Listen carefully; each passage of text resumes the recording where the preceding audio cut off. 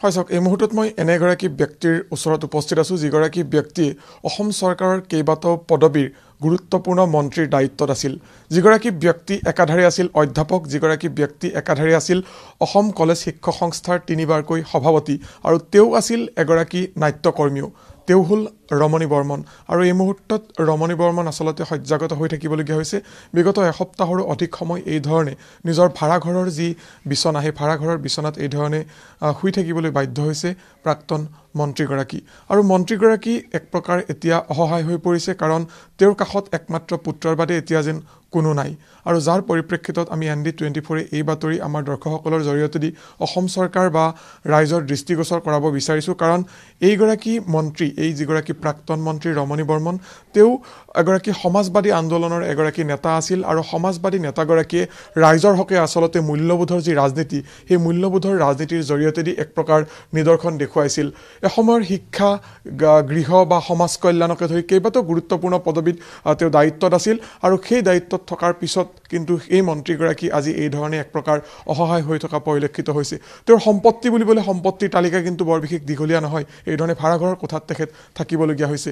মোৰ লগত তেখেতৰ সম্পৰ্কত কিছু কথা পাতিম, কাৰণ যিহেতু তেখেতৰ বয়স 87 বছৰ হ'ল, আৰু 87 বছৰ বয়সত তেওঁ এই ধৰণে ৰোগসজ্জাত থাকিবলগীয়া হৈছে। মোৰ লগত নলবাৰী বৰভাগ মহাবিদ্যালয়ৰ প্ৰাক্তন অধ্যক্ষ এগৰাকী আছে।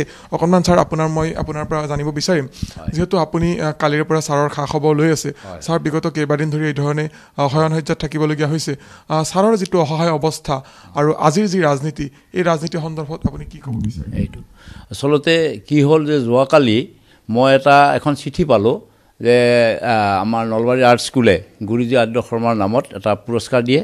এইবাৰ 9ম বৰ্ষৰ তেখেতসকলৰ, আৰু তেখেতসকলে এইবাৰ পুৰস্কাৰটোৰ কাৰণে ছাৰক মনোনীত কৰিছে। ফৰ্চুনেটলি হৈছে কি, যোৱাকালি মই অলপ ফ্ৰী আছিলোঁ, মই ফ্ৰী নাথাকোঁৱেই, গধূলিটো অলপ ফ্ৰী থাকিলোঁ। মই বোলো ছাৰক এটা অভিনন্দন জনাই আহোঁ, এই যে পুৰস্কাৰটো দিব, আৰু ছাৰৰ লগত অলপ বহোঁ। ছাৰে মোক মাতি থাকে, ফোন কৰি থাকে, আহে ফোনি অলপ বহোঁ। গতিকে মই এনেকৈ আহিলোঁ। আহি মই ছাৰৰ যিটো অৱস্থা দেখিলোঁ, যে মইতো একেবাৰে চখ হৈ গ'লোঁ যে হাৰে, ছাৰ এনেকুৱা অৱস্থাত আছে। ছাৰৰ অসুখ হোৱা বুলি আমি গম পাইছিলোঁ, বিহুৰ আগে তেখেতসকলে GMCটো বোধহয় এসপ্তাহমান থাকি আহিছিল। আহি বাৰু আহিছে, আমি ভাবিছোঁ এটা ছাৰ হৈছে, আৰু ছাৰৰ যথেষ্ট এক্টিভ মানুহ, নিশ্চয় ছাৰ ভাল হৈ আহিব। এই অৱস্থাটো দেখি হঠাৎ মই দেখিলোঁ যে নহয়, এইটোতো নহয়, কাৰণ তেখেতৰ একমাত্ৰ ল'ৰাজন ইয়াত উৎপলে কিমান পৰিচৰ্যা কৰিব, তেওঁ অকলে আছে। তেওঁ এটা কিবা NGOৰ পৰা এজন মানুহ আহিছিল, মানুহজনো বোলে গুচি গৈছে। গতিকে দেখিলোঁ যে এইটো বৰ অসম্ভৱ কথা, এইটো ছাৰকতো এই অৱস্থাত ইয়াতে এইটোতো সম্ভৱ নহয়। গতিকে এইটো এটা চৰকাৰী পৃষ্ঠপোষকতা বা যি নহওক, কোনোবাই এটা হেল্প কৰিব লাগিব। গতিকে মই আমাৰ সেই কমলেশ শৰ্মা, আমাৰ এজন সাংবাদিক, আমাৰ মহিবুৰ, আমাৰ অসম টাইম নলবাৰীৰ, তাৰপিছত আমাৰ ব্ৰজেন তালুকদাৰ, এইবিলাকৰ লগত মই যোগাযোগ কৰিলোঁ যে ছাৰৰ এইটো কিবা এটা কৰিব লাগে। তাৰপিছত আমি কৰিলোঁ, মই এখন এই দোকান, আমাৰ ৰাতুল ডেকাৰ দোকান, তাতে গৈ মই নলবাৰী মহাবিদ্যালয়ৰ কেইবাজনো প্ৰফেচাৰ, কমাৰ্চ কলেজৰ অধ্যক্ষ, আৰু আমাৰ 17 নম্বৰ যিটো আমাৰ ৱাৰ্ড, তাৰে ৱাৰ্ড কমিশ্যনাৰ আমাৰ জয়ন্ত ভুজল বৰুৱা, তেওঁক মই তাতে লগ পালোঁ। তেওঁক মই কথাটো ক'লোঁ যে আমি গোটেইবিলাকে চিৰিয়াছ হৈ গ'লোঁ, যে কাৰণ ছাৰৰ লগত আমি একেবাৰে ওতঃপ্ৰোতভাৱে জড়িত, আৰু ছাৰ হ'ল এটা মূল্যবোধৰ ৰাজনীতি কৰা মানুহ। ছাৰ এটা আমাৰ আদৰ্শ। আজি আপোনালোকে দেখিছে যে ইয়াতে তেখেতে ভাড়াঘৰত আছে। অসমৰ কোনো মিনিষ্টাৰ এনেকৈ ভাড়াঘৰত থকাৰ কথাটো আহিবনে? যে মিনিষ্টাৰ বুলিলে আজিকালি ঘৰে ঘৰ চাৰিওফালে, বোলে গুৱাহাটীতো ঘৰ, দিল্লীতো ঘৰ, আমি শুনিয়ে থাকোঁ এইবিলাক। যে সেই তাৰ পৰিৱৰ্তে ছাৰৰ যিটো অৱস্থা, এই অৱস্থাটো আপোনালোকে দেখিছে। যে গতিকে আমি সকলোৱে ছাৰক শ্ৰদ্ধা কৰোঁ, আৰু ছাৰ বিভিন্ন অনুষ্ঠানত জড়িত হৈ থাকে।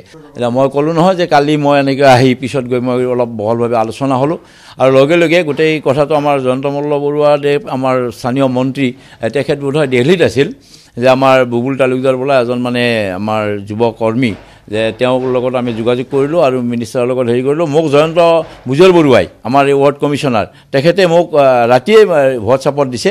ৰাতিপুৱা মই তেওঁৰ লগত আলোচনা কৰিলোঁ যে আমাৰ জয়ন্ত মল্ল বৰুৱাদেৱে হেনো ICU ঠিক কৰিছে GMCত, আৰু ছাৰক নিয়াৰ ব্যৱস্থা কৰাৰ কাৰণে তেওঁলোকে তৎপৰ হৈছে। আমি এই কথাটোত খুব ভাল পাইছোঁ এই কথাটোত, কাৰণ আমি এইটোৱে বিচাৰিছিলোঁ যে ছাৰৰ নিচিনা এজন মানুহ, এজন এক্স মিনিষ্টাৰ, আৰু এনেকুৱা এজন ন্যায়পৰায়ণ মানুহ, এই মানুহজনৰ চিকিৎসাটো হ'ব লাগে ভালকৈ। এই ঘৰৰ এটা অসহায় অৱস্থা আমি দেখিছোঁ। নো ডাউট তেখেতৰ ল'ৰাই যৎপৰোনাস্তি চেষ্টা কৰিছে, কিন্তু এই চেষ্টাই যথাযোগ্য নহয়। য়েছ, গতিকে GMCত যদি তেনেকুৱাকৈ নিয়া হয় আৰু এই ক্ষেত্ৰত আমাৰ মিনিষ্টাৰৰ যিটো হেৰি দেখিছোঁ এইটোত আমি খুব ভাল পাইছোঁ আমি আশা কৰিম যে তেখেতসকলে ইনিচিয়েটিভ লৈ ছাৰৰ মানে চিকিৎসাৰ সুব্যৱস্থা কৰিব আমি সমগ্ৰ নলবৰীয়া ৰাইজেই সমগ্ৰ অসমৰ ৰাইজেই এই কথাটোত ভাল পাব এই ধৰণে তেখেতে লাভ কৰা বিভিন্ন সন্মান বা বিভিন্ন আচলতে যথেষ্টখিনি সন্মান তেওঁ সমাজৰ বিভিন্ন স্তৰৰ বা বিভিন্ন অনুষ্ঠান প্ৰতিষ্ঠানৰ পৰা লাভ কৰিছিল যেহেতু তেওঁ কেৱল ৰাজনৈতিক নেতা বা এগৰাকী অধ্যাপকে নাছিল তেওঁ এগৰাকী সাংস্কৃতিক কৰ্মীও আছিল তেওঁ এগৰাকী ভাল আচলতে অভিনেতা আছিল আৰু যথেষ্টখিনি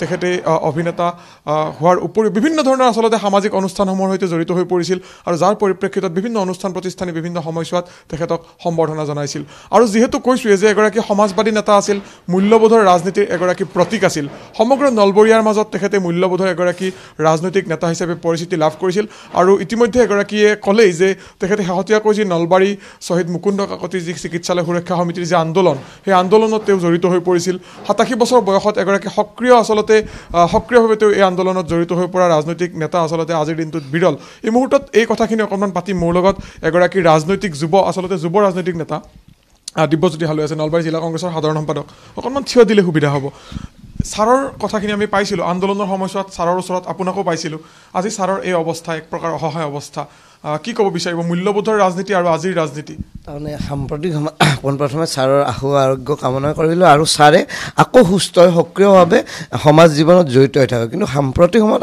তাতকৈ গুৰুত্বপূৰ্ণ কথা সংবাদ মাধ্যম বা বৰ্তমান আমাৰ সামাজিক ব্যৱস্থাই ছাৰৰ জীৱনাদৰ্শৰ চৰ্চাৰ প্ৰয়োজন আছে কাৰণ সাম্প্ৰতিক সময়ত ৰাজনীতিত যি ভয় ভাবুকি আৰু প্ৰলোভনৰ যি ৰাজনীতি চলিছে আৰু এই ভয় ভাবুকি আৰু প্ৰলোভনৰ ৰাজনীতিত যেতিয়া মানুহে নিজৰ স্থিতি পৰিৱৰ্তন কৰে সেই সময়ত যে ছাৰৰ দৰে ব্যক্তিয়ে ৰাজনীতিত সক্ৰিয় হৈ থাকি জীৱনৰ সৰ্বোচ্চ ভয় ভাবুকি আনকি ছাৰৰ পিতৃৰ মৃত্যুৰ সময়তো জেলত থাকি পিনেও ৰাজনৈতিক জীৱন দৰ্শ চলাই লৈ গৈছে এই কথাবিলাকৰ চৰ্চাৰ প্ৰয়োজন আছে নিশ্চিতভাৱে আছিল মই কৈছোঁ দিব্যজ্যোতি হালৈ আৰু এই ধৰণে আচলতে দেখিবলৈ পোৱা গৈছে নলবাৰীৰ সমাজ জীৱনৰ সৈতে জড়িত হৈ থকা প্ৰতিগৰাকী ব্যক্তিয়ে সকলোৱে কামনা কৰিছে ছাৰে সোনকালে সুস্থ হওক আৰু সুস্থ হৈ পুনৰ সামাজিক কাম বা তেওঁ যি ধৰণৰ কামসমূহ কৰি ভাল পায় যিহেতু এগৰাকী সমাজবাদী নেতা আছিল পুনৰ আচলতে সক্ৰিয় হৈ পৰক তাৰেই সকলোৱে কামনা কৰিছে আমি ND24ৰ দৰ্শকসকলক আমি অনুৰোধ জনাম ছাৰৰ বাবে সকলোৱে প্ৰাৰ্থনা কৰক আমিও প্ৰাৰ্থনা কৰিছোঁ ছাৰ সোনকালে সুস্থ হৈ উঠক আৰু ছাৰৰ যি আচলতে যি সপোন বা যি আচলতে ইচ্ছা সেই ইচ্ছা পূৰণ হওক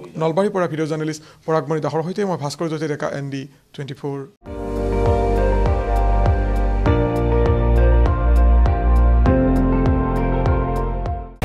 আপুনি চাই আছে ND24 সৰ্বশ্ৰেষ্ঠ নহয় সৰ্বোত্তমৰ দৌৰ